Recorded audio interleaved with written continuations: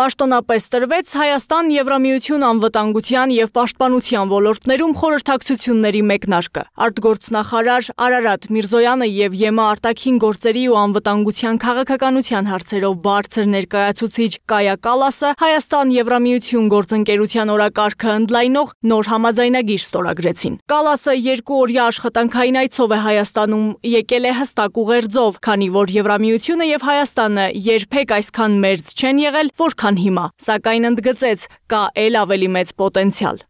Եվրամիությունը պատրաստ է խորացնել գործակցությունը Հայաստանի հետ։ Հաճույքով հայտարարում եմ, որ ելնելով մեր տնտեսական զարգացման, անվտանգության և դիմակայունության ոլորտներում ունեցած առաջնահերթություններից, Եվրամիությունը տրամադրում է 270 միլիոն եվրո դիմակայունություն և աճ ծրագրի շրջանակներում 2024-2027 թվականների համար։ Սա նախատեսում է աջակցություն բիզնեսներին, բարելավելու հարաբերությունները Հայաստանի և Եվրամիության միջև, նպաստելու բարեփոխումներին ուղղված ջանքերին։ Հայաստան-Եվրամիություն հարաբերություններում առանցքային տեղ են զբաղեցնում ժողովուրդ շփումները, նշել է Եվրամիության բարձր ներկայացուցիչը և հավելել, սրանով է պայմանավորված մուտքի արտոնագրերի ազատականացման վերաբերյալ երկխոսությունը։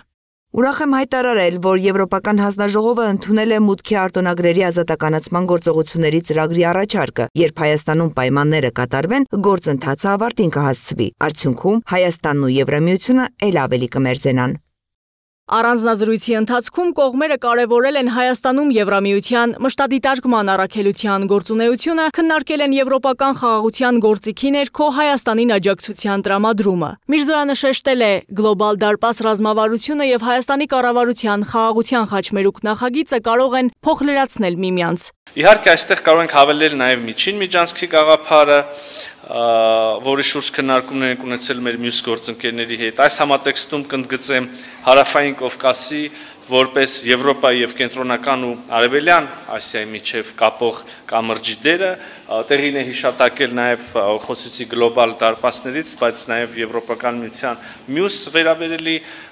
ռազմավարությունը, Սևծովյան նոր հայտարարված ռազմավարությունը։ Հարգելի գործընկերներ, այս այցը տեղի ունենում աշխարհաքաղաքական տարատեսակ զարգացումների պայմաններում, զարգացումներ, որոնք մեկ անգամ ևս ցույց են տալիս խաղաղության, տարածաշրջանային կայունության ապահովման մեծ պահանջարկը, այդ ճանապարհին առկա մարտահրավերները։ Հարավային Կովկասի անվտանգային իրավիճակի կապակցությամբ Միրզոյանը ներկայացրել է Հայաստան-Ադրբեջան կարգավորման վերջին զարգացումները։ Կրկին ընդգծել եմ Հայաստանի պատրաստակամությունը անմիջապես սկսել Ադրբեջանի հետ խորհրդակցություններ որոշելու պայմանագրի ստորագրման տեղը և ժամանակը և ընդհանրապես քննարկելու կարգավորման վերաբերող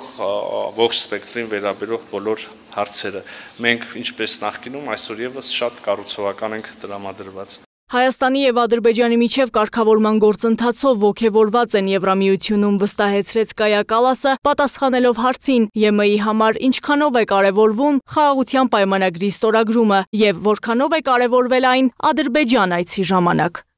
Իմ Բաքու այցի ժամանակ քննարկվել են երկխոսության հնարավոր տարբերակները։ Մենք աջակցում ենք Հայաստանի և Ադրբեջանի հարաբերությունների կարգավորմանը, հիմք ընդունելով ինքնիշխանության, տարածքային ամբողջականության և սահմանների անխախտելիության սկզբունքները։